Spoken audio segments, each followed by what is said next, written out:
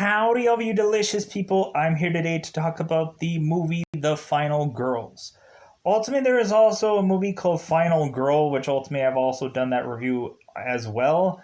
Ultimately, I enjoyed that movie as much as this movie, and weirdly enough, we have Alexander Ludwig, who plays Chris Briggs in this movie, is also in the movie Final Girl, as well as this movie, The Final Girls. So, like, I thought that was bizarre. I'm like, so this guy has been in a movie called Final Girl twice. Isn't that weird? But anyways, so going on in this movie, there are at some points that I would obviously call this movie a little cheesy or corny or just a little goofy. When going into this film, it's just to really represent how in very old-fashioned horror movies, a lot of the stuff used to be really dumb. Like you would have a lot of the actors that would just be like the dumbest people, and to ultimately we have to have the much more quasi straight-laced kids that ended up being downloaded into this old-fashioned film to really make fun of the fact that these tropes were what they were during a certain time period of movie. I really wish that they really could have like kept making more than one of these movies because I liked the whole concept of it. Like to me, it kind of does remind me of the Arnold Schwarzenegger movie Last Action Hero in some kind of capacity, but when looking at it, I still find this movie to just be fun. Like it's kind of one of those movies where like you can just kind of take your brain and hold it off to the side and otherwise just enjoy this movie for what it is instead of like critiquing it or just like really pulling it apart and just be like, okay, well, like this doesn't quite make sense or this doesn't quite work or this movie is just kind of too like there's too many like stupid elements going into some stuff. But anyways, so going into this movie, what is the concept? So really trying to escape the whole like beginning of the movie, really showcasing that we have within this film we have people that end up having to be via a movie theater accident being pulled into a film that hasn't quite aged all that well, but when looking at it, it seems that there is a quasi fan base for this. So we ultimately have all these people infused within this film, and they are now having to trying to live and or survive through a horror genre film. Ultimately, we have some people who tend to know all the movie theater tropes. We have a character like Duncan who specializes in movie knowledge, which I'm like, okay, great. So like there's this smart thing that I like about movies is when you actually have a knowledgeable movie person to be dipped in here, but also like this character also stupidly becomes like a mood point thing uh, as well within this movie. So going into this film, I liked that they are basically at the most point ripping off Friday the 13th in this film because that is the approach of which that this movie goes into.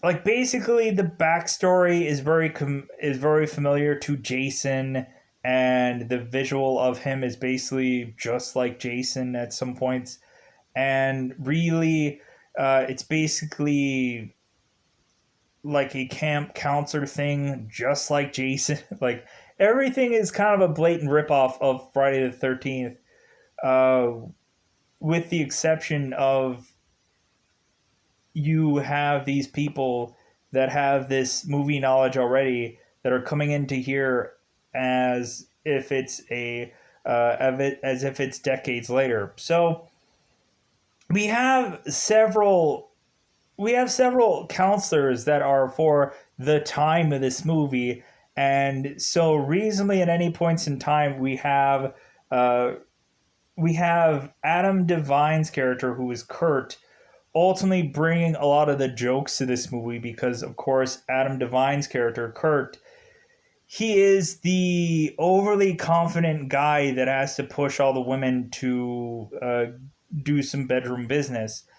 Because ultimately, a lot of the girls are either uh, doing this bedroom business for their first time, or otherwise, you get other girls that say that they are much more experienced, and where some of the other co-stars are ultimately mentioning that, like, hey, yeah, like this girl talks about all the time about like the best thing that she does all day is uh is eat red vines and do it all the time or something. like like it's a very goofy film, but ultimately a lot of these people that are played and portrayed in this film are just kind of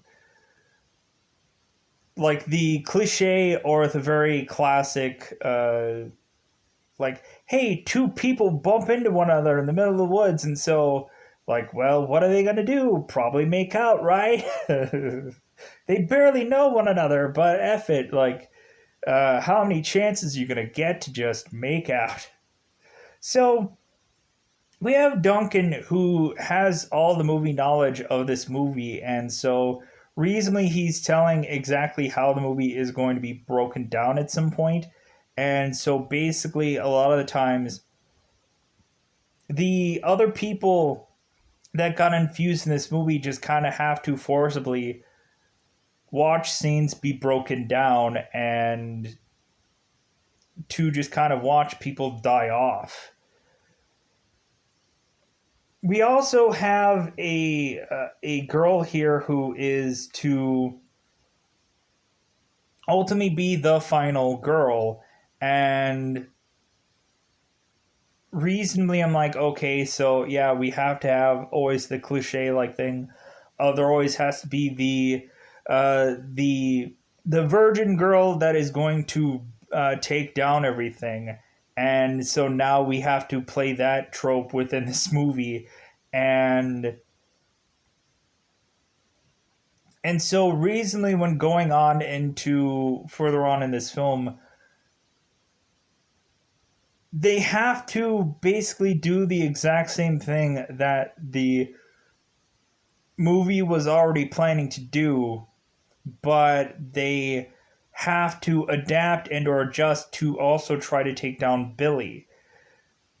Funny enough, you get every single moment that these infused characters have to be pulled into, like flashbacks or everything like that. So there's a lot of times when these kids are ending up having, whenever anybody is talking about a flashback, they have to be now part of the flashback as well as with the current time.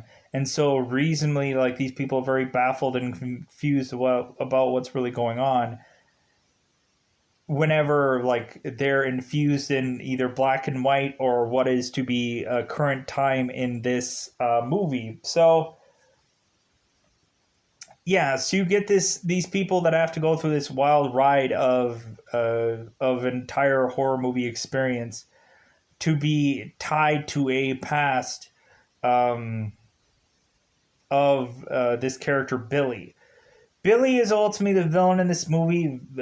Billy is basically the Jason of this movie, and so really at first it seems that Billy wasn't going to kill anybody of the people that got infused in the film, but it seems more and more we go on to this movie, all bets are off, and that's what makes this movie much more so interesting, to basically rewrite the entire film. Like, it's not like they're doing everything and these people are just like on a roller coaster ride forcibly watching as everyone dies throughout this movie and there's nothing they can do. They also get they also have to be part of this film experience as well, and they end up dying as well within this movie. So, again, this movie is just pure fun, and ultimately it's just to watch dumb people say dumb things. And funny enough, you get it to where, like, we get like a Groundhog's Day like thing going on in this movie as well, because the people who lend themselves to be in this movie have to play along, within the film, or the film will just consistently annoy the crap out of them until they continue on the story.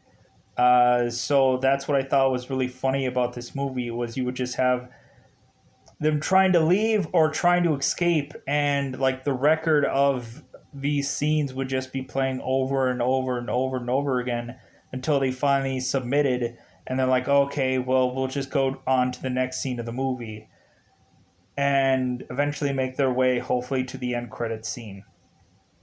So, let's go into the spoilers of this movie. Let's break it down. Ultimately, yeah, this movie, yeah, it was just kind of, it was fun. That's all I could say. Ultimately, goofily laughing at all these stupid people that, that are in this movie. That was fun. So anyways, let's go into spoiler time. Spoiler time. It's probably about that time again, to spoil this film. So Final Girls. Ultimately on Hulu, if I hadn't already said it. Go out of your way to finally see this movie because it's goofy as F. And then make your way ultimately to just enjoying what is a goofy film. So, in the very beginning of this film, we have it to where there is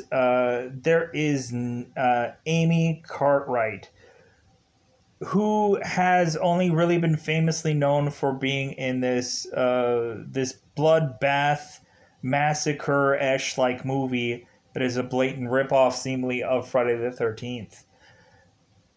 We ultimately have this girl who is desperately she's desperately trying to get other acting gigs, and it seems like her and her daughter are just living off of a car.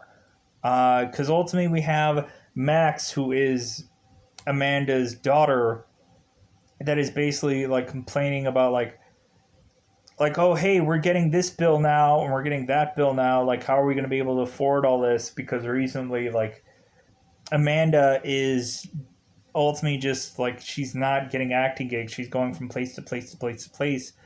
And every single person is reminded of the horrible movie that she's ever done, that was Bloodbath Camp Massacre, whatever the movie was. Ultimately, she's being like consistently reminded about the awful movie that she had done, instead of like her much more like story arcing CSI whatever like work, where ultimately like she could bring into anybody and be like, oh, well, that's really impressive, but ultimately everybody's reminded of the Bloodbath movie. So going into here, we have Max, who is, I'm going to try to pull up what the actual, yeah, I believe it's probably Bloodbath let me pull up what the movie was. Let me pause here for a second. So I want to get the movie title right. Camp Bloodbath was the movie. Like, man, that sounds awful. Camp Bloodbath? Like, you couldn't have come up with a better name than that? Anyways, it is what it is. But you could have added it like been like the Bloodbath Massacre. I don't know. Mood point. So we have it to where Amanda is complaining about that no one is interested in anything that she's doing currently. They always go back to Camp Bloodbath. And so Recently, we push on to Max talking about all the bills that she needs to pay, and we have it to where Amanda is taking all the bills that ultimately Max is worried about, and she takes all of them and throws them out of the car, and ultimately turns up the radio and lip syncs to one of the songs because evidently her song is ultimately Amanda has a song that she loves hearing, and so ultimately once it's on the radio, she blares the song, and ultimately just uh, her and her daughter has a really fun time. So trying to get Max out of this funk to just not worry about things. So we have it to where Max accidentally drops her drink onto Amanda's uh, God, what are they called? 10 by 10s. Her professional photos. That way she can give them all to any of the people to try to be cast for movies. And so we ultimately have it to be that Max and Amanda get into a car accident, which ends up killing Amanda, sadly enough. So we end up having Max ending up getting adopted, uh, and having now the brother of Duncan, and also uh, Gertie. Gertie. So we have to where Max is at this school, and ultimately, it seems that she is trying to get tutored by Chris, or because ultimately it seems like she is having a hard time with some classes, and so Chris is trying to help her, or vice versa, trying to cram for some test. It seems like Gertie is ultimately saying like, "Hey, yeah, uh, hey, Max, like you and Chris, like Chris is kind of a beefy guy. He's a beefcake, and blah blah blah."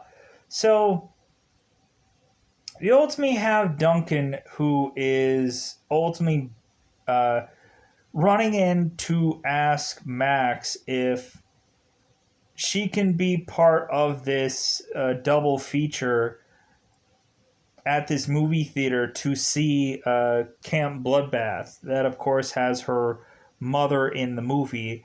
And he's really pushing for Max to go to this because reasonably her mother was a part of this film, and Duncan wants to hold over, I guess, all of his fanboy best friends or whatever, that he of course knows the daughter of Nancy, who is in Camp Bloodbath. So Duncan is ultimately like saying that he's willing to do anything to help Max. He's willing to do all of her papers, do all of her schoolwork, and help her pass her classes if she would just go to this this theater to see these movies and maybe do a Q&A afterwards. So Max agrees to this, but if anything, she really doesn't want to actually see these films because reasonably the day that this double feature at this movie theater is the anniversary of her mother's death. So we have it to where ultimately Chris finds out that it is the anniversary of uh, of Amanda's death, and so ultimately we have to where Chris goes to the movie theater to try to comfort Max, and so reasonably pushing on to them going into the movie, and again Duncan asking like, "Hey, Q&A after?" like come on, I really want to showcase that like you're the daughter of Nancy and everything like that. So pushing on to, I don't even think that Max has even seen her mother in this movie or what even the movie entails. So we have it to where they all go into the movie, and we have to where it seems that we showcase right away that Amanda, as Nancy, is in the back of some car, ultimately waking up from being a sleepyhead. And so we have Adam Devine's character Kurt and I believe Tina that are in the front of this vehicle, and they're driving to camp. So Chris turns to Max while they're watching this movie and ultimately asking her, "Hey, are you okay?" It seems that Max is just kind of like, I'm not sure. Like, yeah, like you know what? I think maybe I'll go and get some fresh air. Well, while this movie theater is going on, it seems like somebody was drinking a bottle of vodka, and because yeah, you can easily just slip that into any movie theater and no one would know. So this bottle of vodka gets dropped and just like goes seemingly everywhere in this movie theater from like the very back row to the very first row. And it seems like also there is a guy that is also smoking in this movie theater, which also makes absolutely no sense. And he ultimately drops one of his cigarette ashes, which starts this theater being put on fire. So everybody is scrambling, trying to get out of this movie theater. And so, reasonably, everybody's trying to figure out what to do. It seems that, uh, like, Max is asking Duncan, like, is there a way out of here? Ultimately, is there, like, some kind of place that they could get out? And interestingly enough, everybody just all of a sudden, the group of people that Max was with all appear within this movie to where when Max and Chris get together, it's just like, oh, did we die? Like, like, how is it that we're in this film? Like, this doesn't really like make much sense because reasonably, like, they are looking around and they're like, did we get like at first like did we get out of the movie theater? Was there a way that we escaped? Like, but then immediately that they are realizing that no, ultimately they are seeing both Kurt and Tina who are driving by, ultimately asking them like, "Hey, do you know the way to camp?" And ultimately they drive off. So we ultimately have it to where Duncan, Gertie, and everybody just kind of get together and reasonably they're all trying to figure out what the heck happened, and Duncan is just like, oh, we just must be in this movie now, which makes no sense. So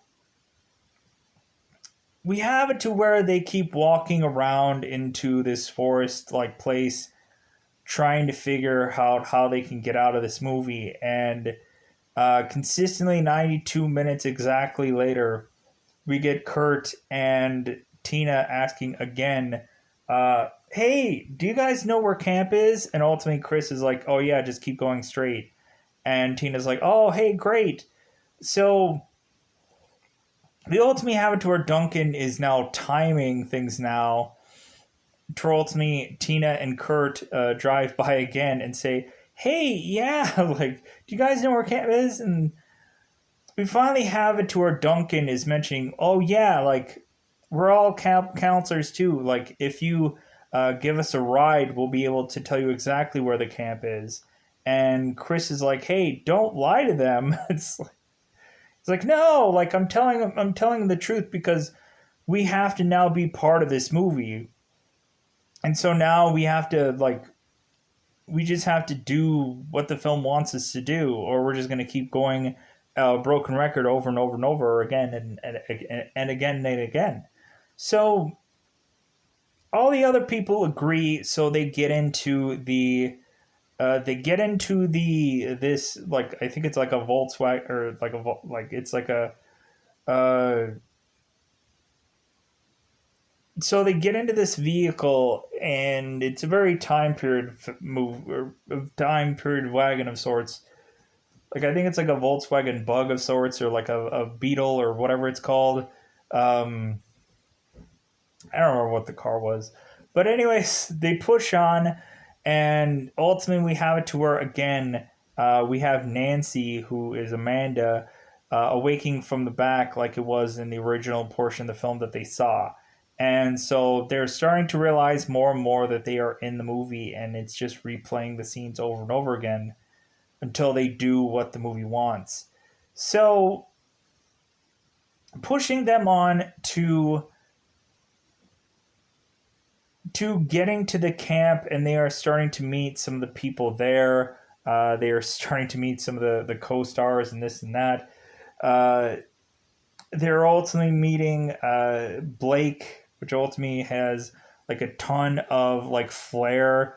Like he has overalls that have all these like buttons on them, which I found was like hilarious. So we eventually are finding that at first that they are not all going to like reveal that like, hey, people that aren't really who they are, we're going to tell you now that that you're in a movie and this and that. They do that quite along the road later. So if anything, at first they're just kind of playing along with things, and to ultimately you have it to where some people are goofing around. You have it to where Adam Devine's character is kind of this jockey-ish like guy that is otherwise just kind of making fun of people's clothes, and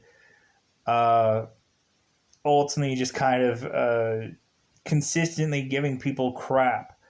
Because ultimately all Kurt's character cares about is ultimately getting laid at some point. So pushing on to us having it to where Duncan is telling him some kernel of knowledge about the movie that ultimately, like, hey man, if we're actually in the film, all we have to do is wait for the one girl, the final girl, to show up, and like she's just gonna kill Billy, and like we're all gonna be fine. Duncan is just kind of rattling off all the scenes and all the movie knowledge of all the stuff that happens within this film. And then Duncan is having all the people follow him to one of the very first scenes of the people that ends up getting killed. Evidently, there is some hiker and some hippie girl that end up going into the forest and meeting one another, bumping into one another, and then surefire enough, they end up kissing one another and making out, and ultimately they end up getting killed by Billy, which is of course this Jason-esque like mockery-like person that I've mentioned already. So we have it to where all the other people, Max and everyone, are just like, shouldn't we do something? Shouldn't we try to help them? And Duncan is like, no, like if anything, we're just gonna have to let this movie play out. And really that's all we're gonna be able to do. So it seems that Billy kills both the hiker and the hippie girl, and then Duncan tries to approach Billy and ultimately wants to try to get a selfie with Billy, and like really Duncan is realizing that Billy isn't going to try to kill him or try to get at him, and so basically he's just effing with Billy, just because knowing full well that he won't get killed by Billy. But Billy ends up taking his machete and stabbing Duncan, and then all the people realize, oh my god, so we can actually get killed by Billy, and so they all end up running off, ultimately realizing that Duncan is dead. The only guy that has the real legitimate movie knowledge, of course, dies right away in the film, which I thought was annoying. Because I'm like, dude, shouldn't this be the one guy that lives? shouldn't this be the one guy that is so paranoid being into this movie that he is going to outsmart and outthink everybody? And normally I would usually say in a lot of horror movies, usually the smartest man usually wins, or the smartest woman in some cases, because ultimately it's kind of a no-brainer that like a lot of like it's usually the woman that lives at the end, but there are some times where there's also guys that also live along with that woman just because they outsmarted everybody else. And so they won, they achieved, they believed that they could be uh, getting their way through this horror film. And that's why I say the smartest man, because it's inevitable that most of the time the woman is usually the one that makes it out at the end of it. So there are some times where there's more than one person that lives. But if anything, this movie is called The Final Girls. So pushing on, we ultimately have it to where after Duncan dies, basically they end up just going to the camp, and they end up finally they end up they end up just breaking it down to all the people in the camp that they are not who they are. They're not real people. And so they also break down exactly in the movie how every one of them all die. And so we have it to where there are some of the actors that are just like, well, I guess I'm just going to end up having to die in this movie. Or I guess I'm just going to have to die. Like, I guess I'm just, like, it's inevitable and I'm just going to get killed off. And this and that. But we still have these actors that are still having to forcibly do their movie scenes. To ultimately, at some point, we just have Kurt that is more importantly trying to get laid, and we ultimately have Tina that ultimately is to be told that the way of which that she dies is that she ends up revealing her top to everybody in the camp, and that's how she eventually gets killed, to where they are like basically duct taping her hands with these oven mitts, and they are ultimately like putting her in a life preserver and like 10 layers of clothes so that way this girl will not take her top off. But Tina is ultimately this ignorant Esh-like girl who's, I guess, just happy with getting laid, and that's all that she cares about. To the point to where she has to consistently showcase how dumb she is at some points in this movie. Also, you have a point where the girl from Vampire Diaries, I don't remember what her name is. Vicky Summers, who ultimately is Nina Dobrev, which ultimately is from Vampire Diaries.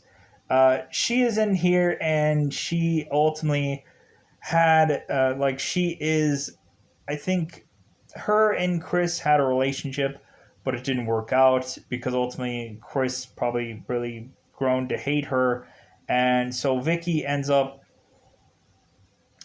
being fused in this movie because ultimately she tried to go into a movie or she went to the movie theater because Chris had gone to the movie theater. She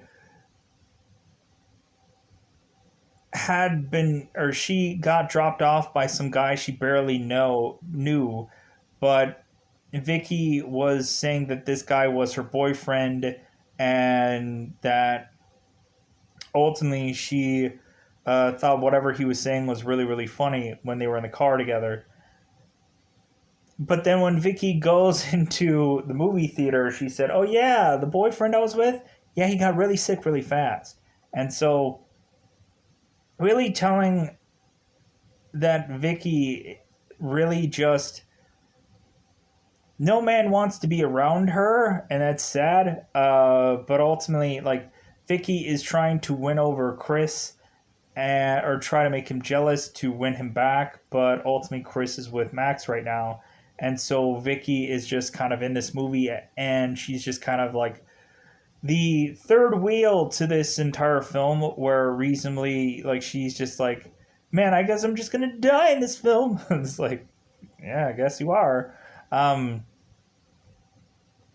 so ultimately we have eventually Vicky that has to come to terms with making friends with these people because eventually she is realizing her mortality, and reasonably she is just kind of like, well, like I guess I have to make some kind of like kind of niceties or whatever. So eventually, Vicky also has a phone that on the back of it has a cassette cover. So we have Tina that ultimately is like consistently like she's taking the phone cover and trying to put it into her boombox, and she's like, "Man, why does this cassette not have any holes?" And ultimately, Vicky is saying it's like, "Well, it's because it's a phone." And Vicky's like, "No, there's no way this can be a phone. It has to be plugged into something," and so on and so forth. And so there's a lot of like current references to a lot of stuff. We ultimately have it uh, to where Kurt is reading like uh, a hustler or a playboy or something, and he's like, yeah, like I like all the I like all the photos that are in this magazine, huh? And Chris is just kind of like giving Kurt crap because he's finding him annoying. So he's like, "Oh no, man! Like I go in there for all the articles." And Kurt is like, "What are you gay or something?" And so Chris is just like, "Hey, shut up! Like both my dads are gay." And so Kurt's like backpedaling, and he's like, "Well, like." Like, why are two dudes gay? It's like, if anything, yeah, I'm sure that's like really fun and all kinds of stuff, right? And I'm sure that's like a great time and everything like that. So he's like backpedaling to try to like make it sound like gay is okay and gay is good and whatever. Um, and so like I think a lot of Adam's like lines were probably improvised by him anyways, because I'm assuming naturally like that's what Kurt probably or Adam didn't have any lines in this movie, so he was probably just adding on and just trying to see ultimately like what they would take, because Adam is amazing at improvisation, so I assume that a lot of his stuff was probably improvised and they probably just kept in the movie. So we ultimately have it to where Kurt is mentioning it's like, well, hey, are you and Max like a thing? Because ultimately, I would love to get my hands on her, and that's where Chris just twists or just like ultimately just like twists Kurt's arm to ultimately tell him it's like, dude, you are not gonna get anywhere close to my to Max, bro. Like, if anything, you're not gonna dip your hands into anything. If I see you even do a Pilates class with Max, I'm gonna tear you apart, limb from limb, kind of thing. So ultimately, showing that Chris and Max are gonna end up together. So pushing on more into this movie. So eventually we are waiting around for the arrival of this final girl, ultimately to I believe it being Paula. So Paula ends up coming in, and she is this very like punkish like character. She ultimately has a bunch of like earrings and all this other kind of, she's like really cool leather jacket wielding girl and stuff like that. So all the people that know that they are like being fused in this movie, Max and Chris and everything like that, they're like, oh my god, we're all saved because this is the final girl. And so reasonably we have it to where we have Amanda and or we have Nancy, who is going into the flashback of the story of Billy. And so recently we're all of a sudden seeing like these icicles coming down onto the screen, and Gertie and everybody like that, or Vicky and whoever, are all confused. They're like, what's going on? And so they find out that they are all in a flashback from the 50s. So we end up seeing like summer of like 1952 or something like that. So we ultimately have them ending up like walking through this black and white like environment, and we ultimately have them kind of walking over the sign that ultimately says like summer of 1952, and they're like walking over the CG sign, and ultimately they're like, I guess this is a flashback. So we ultimately find out that ultimately Billy had, through certain time periods, come back to repetitiously kill people as a younger Billy, or as a like, I guess he's come back from year to year to year to come and kill people. And I guess that's the story of Camp Bloodbath. And so reasonably it ends up that that Billy ends up killing somebody in this flashback, and Gertie ends up getting splattered with blood all over her face. And so after the story end, or the flashback is over, we have it to where all the kids who were in the black and white scene are now back into current time, but Gertie still has blood under the side of her face, and she's in shock. To where everybody else is just like, oh my god, why do you have blood all over your face? And so you have it to where Kurt and Pamela are driving off to ultimately be running away from these people that now have blood on their face. And so we have it to where via a car accident we have Pamela who ends up dying, and seemingly Kurt who ends up dying as well within this car accident.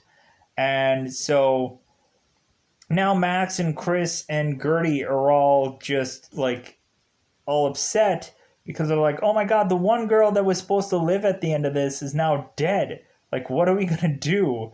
And so reasonably they end up having to come up with this master plan of doing this Home Alone like approach, to where they're going to have to Billy proof this camp, to where they are trying to like put these bear traps that look severely flimsy, and there's no way that this bear trap could be easily opened the way it is. And they're sawing down this totem pole like thing to ultimately have it be laced into some kind of contraption. And ultimately they're putting all kinds of trickery and all kinds of things to ultimately kind of Billy proof this house. So we ultimately have it to where they're mentioning that they have one thing and one thing only to lure Billy into this camp, and that is to have Tina ultimately take off her top, and Billy will come a running. So we have it to where they kind of Billy proof the camp, and so ultimately they say, okay, well, now it's time to have Tina like dance it out. And so this entire time we could have had Tina like take off her mittens and take off her life preserver and whatever, but ultimately like she has to do this now when she has to actually do the thing that she needs to do. So Tina ultimately exposes her top to where ultimately it is showcasing this through a door where now Billy is making his way to this camp. And so Billy ends up making it to the door, and their master plan is to ultimately close the door on Billy to get into this camp and hit the release rope to have the totem hit Billy for Billy to land onto these antlers that are on this door. And that's how they naturally assume that they are going to try to kill Billy, is by doing that. Well, doesn't really quite work all that well, and plus the whole thought of it isn't really thought out. Um, Plus, recently I didn't quite understand why they had to pull all of those arrows from the archery like thing, because ultimately I don't think they really used much of any of the arrows. So we ultimately have it to where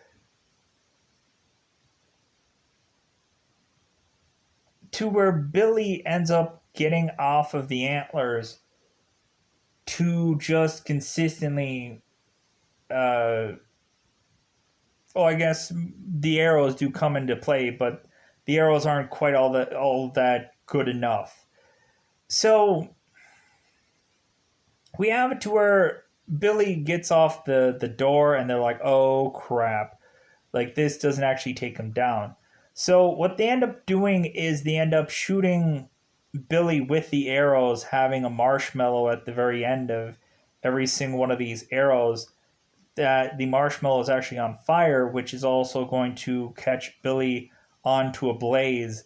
And so recently we have it to where there are some people that are making their way out of this camp-ish like room, and ultimately they have it to where the camp is starting to come ablaze, starting to come on fire, to where eventually there is an explosion to be killing, I believe, Gertie and Vicky in this camp. So now we just have seemingly, uh, and I think we also had Tina, who ends up getting killed by Billy, ending up coming into the camp, and Tina ends up tripping and falling right onto the bear trap, killing her. Of course, because of course she would. So we have to where Vicky and Gertie both die into this fire. So now we just have Chris, we have Max, we have Nancy, who are seemingly all the ones left, I would naturally have assumed at this point. So,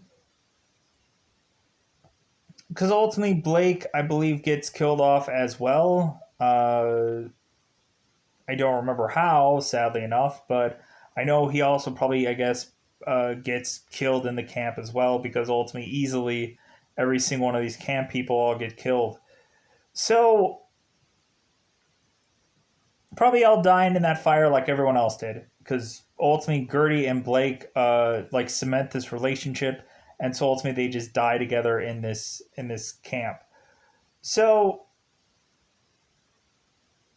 we have it to where now Amanda is ultimately talking to her daughter, because ultimately we have at some point Max, Amanda, and Chris are all in this church, and Billy makes his way back to kill everyone else. Chris ends up taking a machete into the chest for his trying to prevent Max getting killed, and Chris ends up falling off to the side. But justifiably, he can actually keep going and keep living and keep basically trying to make his way through this film, but he decides not to because he's too weak. Because he's a E. He's a girl's parts name. So, anyways, going on to here, we have Max and Nancy who are left. And so Nancy is telling Max that it's like, well, I need to die for you. Because ultimately, there has to be a final girl. So, reasonably, Max, you're going to have to be the one to take Billy down. It can't be me, it has to be you.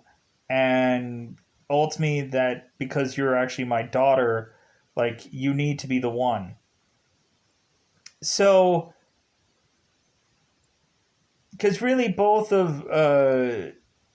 Nancy is, I guess, a virgin in this movie, because ultimately she's the actor, she's not the actual mother, and so supposedly they're both virgins. Because ultimately Nancy mentions, like, well, I'm a virgin, and so yeah, I could be the final girl, and everybody like rolls their eyes and they're like, no, like if anything, you end up with Kurt in the end. But funny enough, like Kurt ends up dying earlier in the movie, so Nancy is still just like, well, like I never got to like sleep with Kurt, so maybe I'll be the final girl, and ultimately everyone still is rolling their eyes. So Nancy ultimately is just dancing around, ultimately revealing her top, and ultimately just kind of dancing around, ultimately just having a good time. Because reasonably, like, she is just luring Billy to kill her, so that way Max can be the final girl. Because Nancy's gonna die, or should have died in this movie anyways.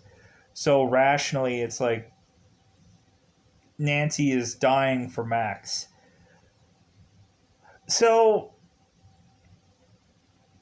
Max has to see her mother die for the second time, and so now that's going to push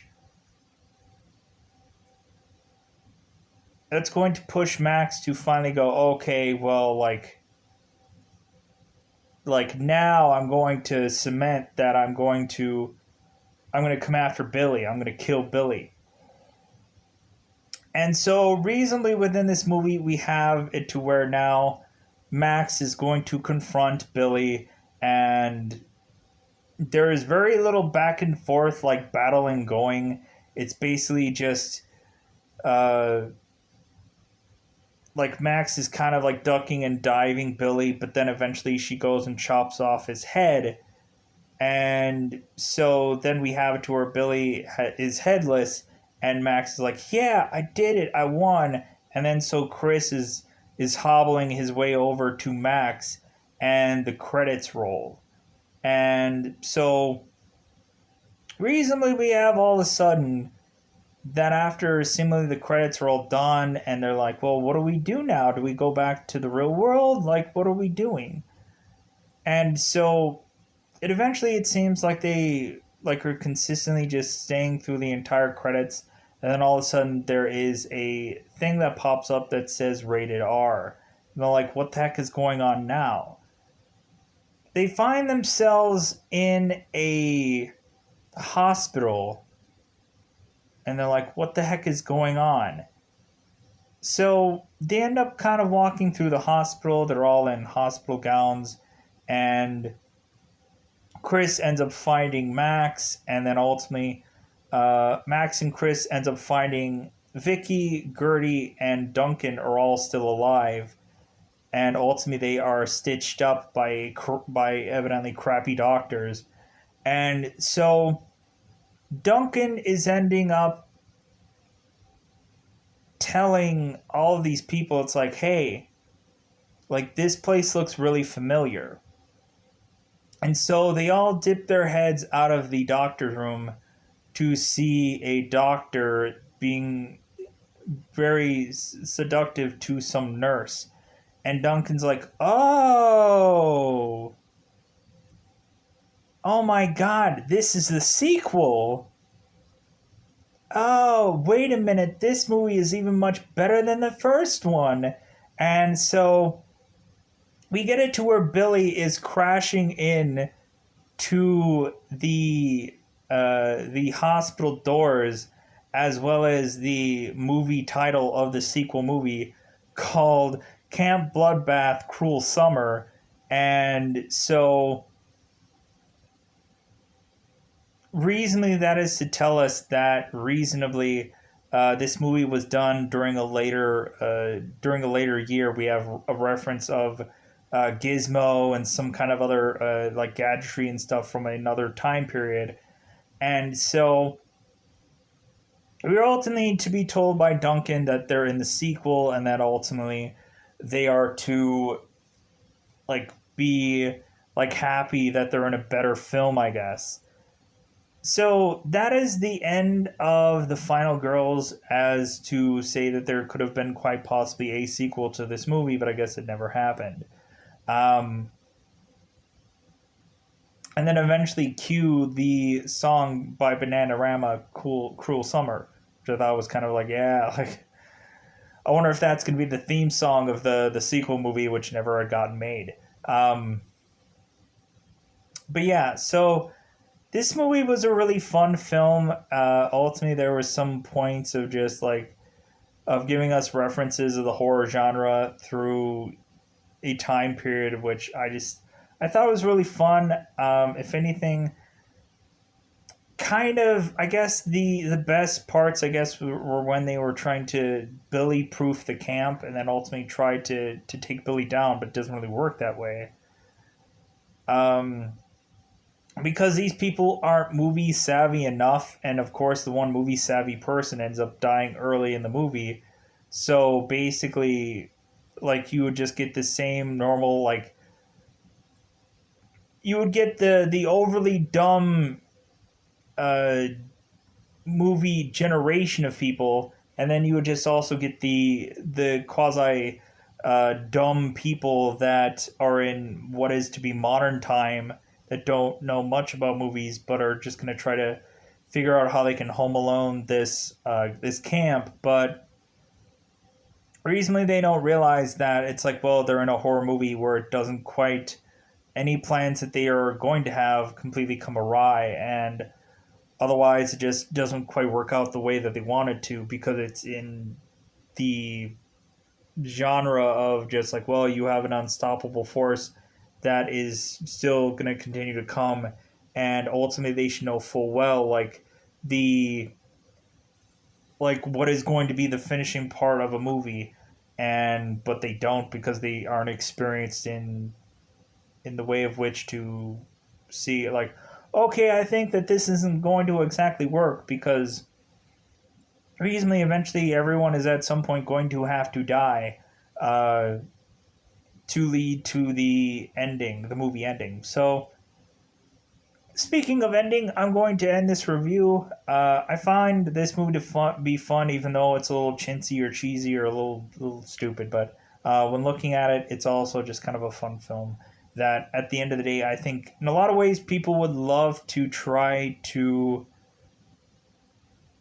emulate or to try to do. Like I'm sure a lot of people would love to try to recreate a horror like scenario or any kind of movie genre like scenario and see what they would be placed in. Like remembering this movie is kind of like reminding me of the movie Stay Tuned or any number of other kind of films that are kind of fusing people into a movie or a TV or something along those lines.